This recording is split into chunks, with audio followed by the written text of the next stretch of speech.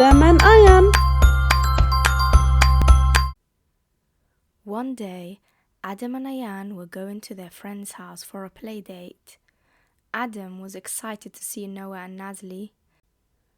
Ayan was putting on her shoes, but she was thinking how very similar Noah and Nazli look.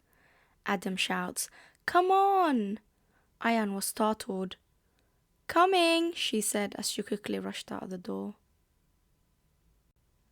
Adam and Ayan were walking with Mom.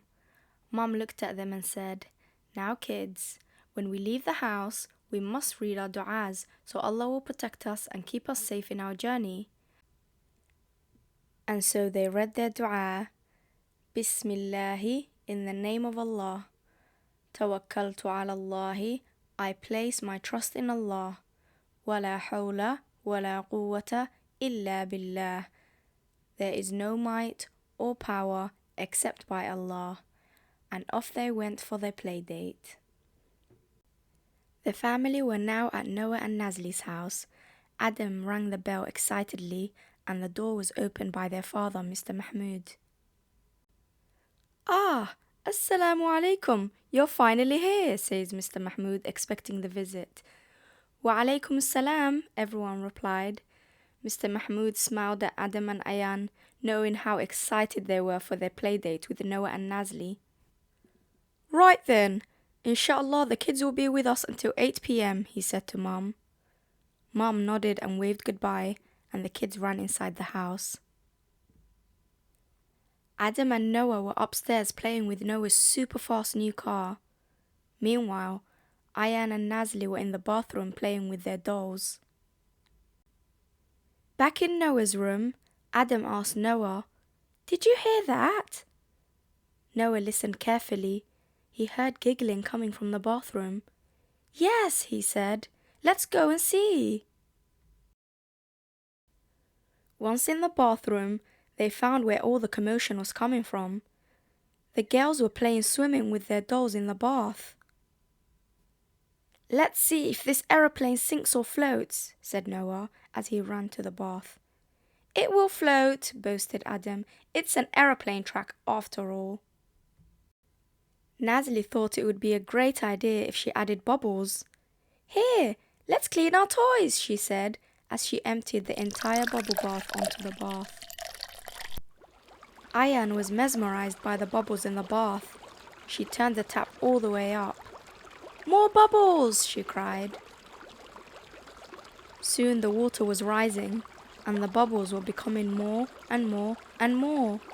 The children looked at each other in excitement. Then Adam attempted to turn the tap faster, but the tap broke. "Oh no!" they gasped. "Wait!" whispered Adam. "I can hear footsteps." The children were alarmed.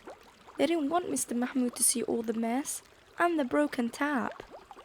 The footsteps were getting closer and closer and closer. They looked at each other, not knowing what to do. "Children, what is going on up there?" shouts Mr. Mahmoud from afar. "Nothing," the children responded, and they quickly stepped out of the bathroom. Adam, Noah, Ayan and Nazli peeked their heads out from the top of the stairs. "What was all that noise?" Mr. Mahmoud asked. The children looked at each other and shrugged, not one of them telling the truth. After tea time, Ayan is looking very sad and guilty. Mr. Mahmoud looks at her with concern. "What's wrong, Ayan? Has anyone upset you?"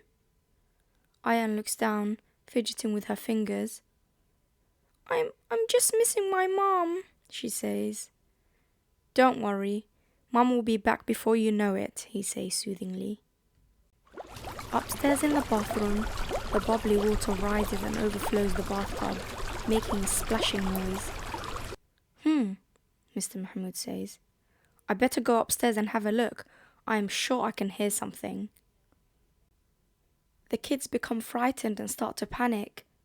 They don't want to get in trouble for the mess they've caused. Suddenly, Noah thinks of a way to distract his dad from going upstairs.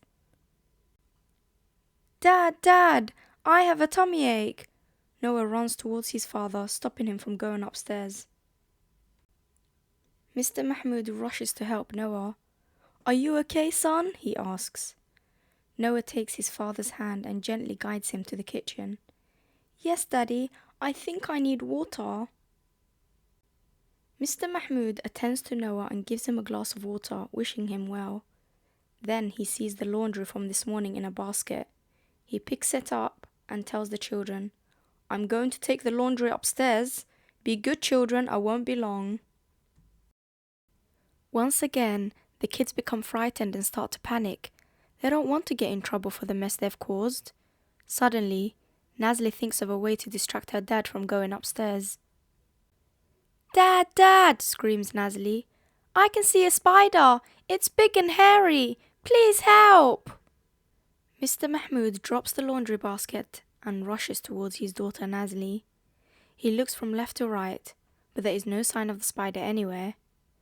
Looking back at Nazli, he says, "Well, no spider here. Perhaps it's gone back to its home." And Mr. Mahmoud goes back to doing his chores. Adam, Noah, Ayan and Nazli all look at each other, guilt written all over their faces. They knew they had made a great mistake. Not only have they caused a mess and broke the tap, they also lied multiple times to Mr. Mahmoud to avoid getting into trouble. "Oh, I wish I could go back in time," Ayan mumbled. "Me too. I wish we didn't lie," Adam says guiltily. Noah groaned, holding his stomach tightly. "I don't feel so good. My tummy hurts for real now." Nazli looked down in shame. "Oh, Baba will never trust us again." Mr. Mahmoud attempts to go up the stairs. He grabs the laundry basket and takes the first step. All of a sudden, he tumbles backwards and has a bad fall. "Oh no!" The children look in horror, terrified. They hurry towards Mr. Mahmoud in an attempt to help him. "Oh dear," he says. "It looks like we have a leakage." The children look at the stairs and see that it is wet. They help Mr. Mahmoud sit up. Suddenly, there is a knock at the door and they realize it's now 8 p.m. "It's Mom," Ayan says, jumping to open the door. As Mum walks into the house, she sees Mr. Mahmoud on the floor. Before she could offer to help him, Mum sees a massive load of foam and bubbles coming down the stairs and turning Mr. Mahmoud's house into a gigantic bubble bath. As the pressure rised and the house flooded with bubbles, Adam, Noah, Ayan, Nazli, Mr. Mahmoud and Mum were all swept out of the house.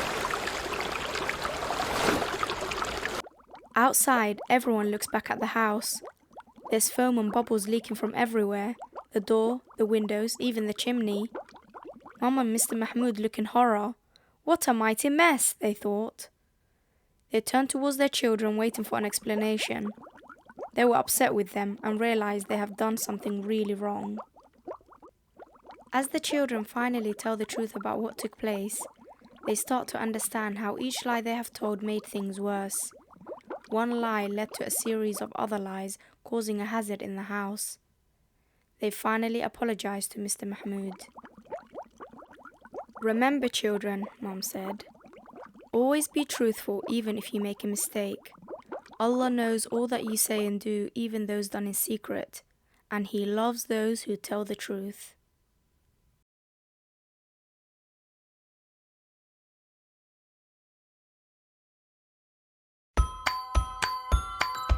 If you enjoy watching Adam and Ayan, please don't forget to like, subscribe and click on that notification bell.